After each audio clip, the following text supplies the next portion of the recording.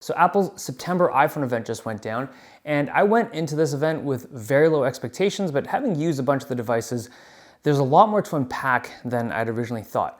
So let's start off with the iPhone 16 Pro and Pro Max. So the new color for this year is the Desert Titanium. It's like a cream colored back with kind of like a bronzish trim. I was just surprised that there was no bright or vibrant colorways on the Pro models this year. Like there's no blue or green hues, it's just like neutral tones. But these devices are bigger this year. So dimensions, just like holding them, they didn't actually feel noticeably larger than the previous models. Like if I didn't know that they were bigger, I may not have been able to tell just looking at the backs of them. But the moment you flip them over, the screens are noticeably bigger. So it's a bigger screen on both the Pro and the Pro Max this year. But it's not just the bigger screen, it's the thinner bezels were definitely noticeable the moment I picked them up. Now in terms of performance, the new Pro and Pro Max use the new A18 Pro chip. And this is a supposedly fairly decent step up in terms of performance on CPU and GPU. And because this is a more energy efficient chip, this is now a longer lasting series of devices than the previous generation. The new battery life claims from Apple do look quite good, but it still uses 8 gigs of RAM. That was very surprising to me. Like I thought that with all this new AI hardware that's in there that typically uses a lot of RAM, that it would require an elevated bump for across the board, right? But the Pro devices, both the 16 Pro and the 16 Pro Max, both still have 8 gigs of RAM. And this is like Pixel devices. The Pro devices have 16 gigs of RAM, like literally double the RAM. So, I mean, it's interesting to see the strategy that Apple's built for their AI integration and implementation, but clearly it doesn't use a ton of RAM. Now, one AI feature that Apple showed at this event that they did not show during WWDC was their new visual intelligence feature. And the idea behind this is very similar to Google Lens. Like you take your phone, you activate the camera at something and it snaps a picture, and visual intelligence will tell you what kind of dog it was that you just took a picture of. Or if you snap it at like a restaurant or something, it'll show you the menu or possibly show you reviews. But the idea is that it's using the camera and using some context of how you're using it, it'll now give you information that you might require. Now, the implementation of this is not novel in any way, but the way they've done it is through a new physical button that you use to launch visual intelligence. And I think the way you do it right now is that you tap that button and you hold it for a second and then it'll launch. However, this whole visual intelligence feature is not ready yet. I wasn't able to demo it at the event. It's supposed to launch towards the tail end of this year. But the other thing that this button can do is that it can launch camera control. So they actually don't refer to this whole button thing as a button. They actually call it camera control. Every time I use the word button in front of the Apple reps, they'll be like, no, it's not actually a button. It's called camera control. So you can use this camera control to launch the camera. So if you tap it, it'll launch the camera app. And if you tap it again, it'll take a picture. And if you hold it, it'll roll video. But in addition to those kind of basic camera controls, you can use it to go through the menus and basically just control your camera through a UI that's entirely dependent on that capacitive button thing. So it is in fact a capacitive multifunction sensor that I'm just referring to as a button. And I call it a button because when you put pressure on it, it depresses down, and when you let go, it pops back up. It's a very shallow press, like we're talking like less than a millimeter of travel for that button. And there's also a capacitive sensor on the inside, so when you slide your finger back and forth, it's detecting that. And also there's a haptic motor inside this whole thing, a very faint one, but you can feel like little bumps as you move around in the UI. Now this is, it's a very, for lack of a better term, it's basically like a touchpad on the side of your phone. It's a very advanced haptic touchpad, but very small on the side of the phone.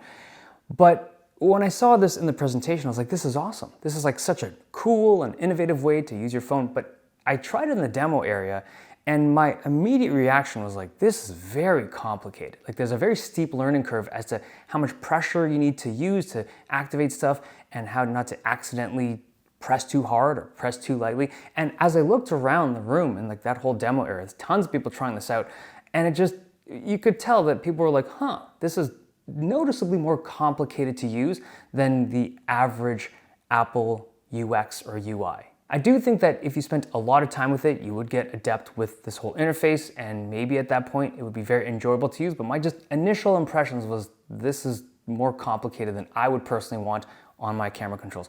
Also, I would say that this is a very like right-hand oriented user interface. Like the right edge has to be on the top of the phone to be able to use these controls properly. The camera systems on the iPhone 16 Pros have a few things of interest to me. First, the tetraprism lens that only existed on the Max model last year, like the bigger one, is now present on both models. So now both the Pro and the Pro Max have the same camera system. Secondly, there's now a 120 frames per second 4K resolution cinematic mode shooting option, which uses an incredible amount of processing.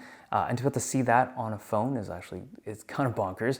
And thirdly, the ultra wide on both the Pro and the Pro Max are now using a 48 megapixel sensor, which I imagine will help significantly with just better quality ultra wide shots. That's something that the Pro devices have never been amazing at compared to some of the competition.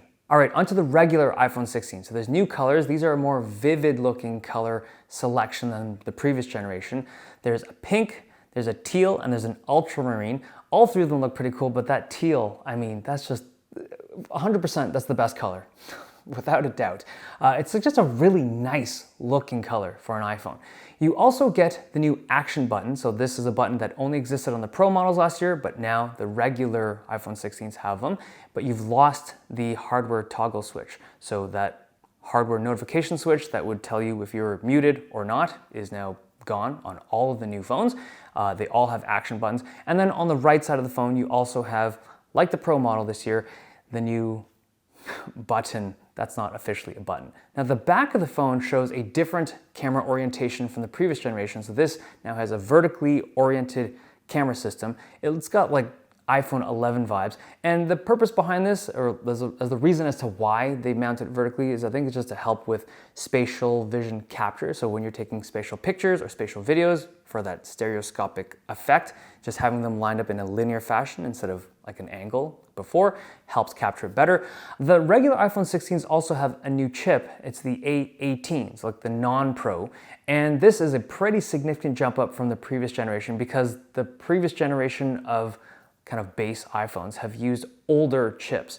And this time around, because of the AI requirements and just the AI goals that Apple seems to have, they've put a more powerful chip and also 8 gigs of RAM even on the regular iPhone 16s. And this new chip is supposed to give you 30% faster performance than the previous generation, as well as significantly longer battery life. At least that's what's being claimed by Apple. Now you still get, of course, 60 hertz screens and also USB 2 transfer speeds. I don't mind the slower transfer speeds because I feel like that only affects nerds like me, like how many people are actually plugging up and transferring photos and stuff. That's, well, not acceptable, that's understandable to me. But what kills me is the 60 hertz screens.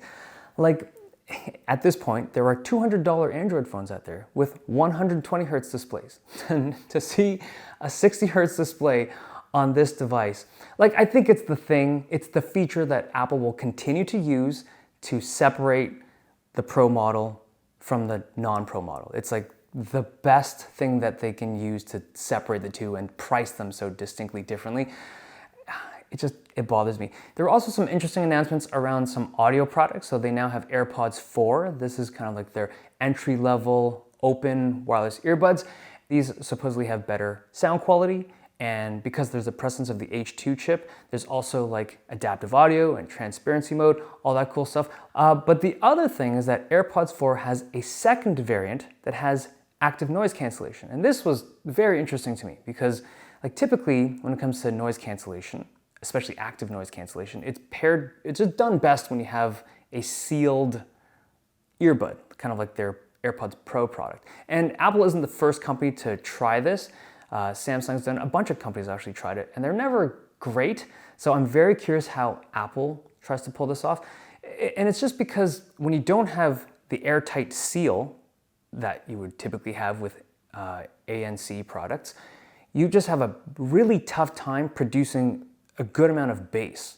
And you need a good amount of bass to cancel out the lower frequencies that you're hearing, right? To be able to do good noise cancellation. So I'm just really curious to see how Apple does this. The other product that they have, well, it's not really a product. It's an update to a product. They have the AirPods Pro 2 getting a future software update that allows them to be used as essentially hearing aids. Like you would use your app and run a clinically validated hearing test that now allows the AirPods Pro 2 to like adjust certain frequencies to give you the effects of a hearing aid. And these are like easy to charge compared to like a regular hearing aid that you like swap out the batteries and stuff. This is so disruptive to me. This is super cool. Now, obviously, AirPods Pro 2 are not as comfortable as some hearing aids, I imagine. So maybe some like, updated tips, third party, who knows? But the idea of this is so cool, and I would not be surprised if a whole bunch of other companies implement something like this with their wireless earbuds in the future as well, because it's just so useful. And it's like, it's seemingly so obvious at this point after the fact. It's like such a good idea. So I want to see that thing rolled out. AirPods Max also had a bit of an update. There's some new colors. The blue and the purple look particularly cool. And there's also USB-C charging. So essentially all of their audio products now are USB-C charged, which is great. But there was no change in terms of like hardware to their AirPods Max. Like they're still using the same mesh. There's no on-off button, and it's still the same price as it launched at. It's like a very expensive 4-year-old pair of headphones at this point to me. I'm sure the update is appreciated by many, but it's just, I'm surprised they didn't update the internals. At least they didn't talk about them if they did. There's also been updates to the watches. So the Apple Watch is now Series 10. There's a few interesting changes. First, it's thinner, which was immediately noticeable when I handled it, but it's also bigger. So the 41mm is now a 42mm watch, and then the 45mm from before is now a 46mm. And there's also a improved display that allows it to have better viewing angles. Now, when I looked at it in the demo area, it wasn't immediately obvious to me, but I couldn't compare it to an older Apple Watch. Now, there's also a new color called Jet Black. This is a polished aluminum that looks almost like black stainless steel, but I'm curious to see how this finish holds up over time. I can now play music on the Apple Watch speaker, and it's also got larger charging coils. So you can now charge faster using the same charging puck as before. It's just a more efficient coil, so it just charges faster. I think you can hit 80% in 30 minutes, if I'm not mistaken. And the Series 10 Apple Watches also get a new depth gauge. So this was something that only the Ultra Watch got previously, but now you can go up to 6 meters or 20 feet, and it'll keep track of that water depth underwater. So there's a lot of features that have trickled down from the Ultra series that have just come over to the new Series 10. But the Ultra Watch did not get any significant update. There is a new color, the matte black look, but it's still Apple Watch Ultra 2, not 3. Now, lastly, the cases for the iPhones, they have some new ones, but they removed, seemingly, the whole fine woven products line that they were so proud of last year. I did not like that material right when I tested that thing last year, and I guess I'm glad that it's gone. I just felt like it wasn't really up to Apple's standards. But I don't think I've seen like a product like that where they just ran it for a year and just pulled it silently. But there you have it. There's no fine woven material, at least not that I saw. Okay, there you have it. There's a whole bunch of new products. Stay tuned for reviews in the future. Thumbs if you liked it, subs if you loved it. See you guys next time.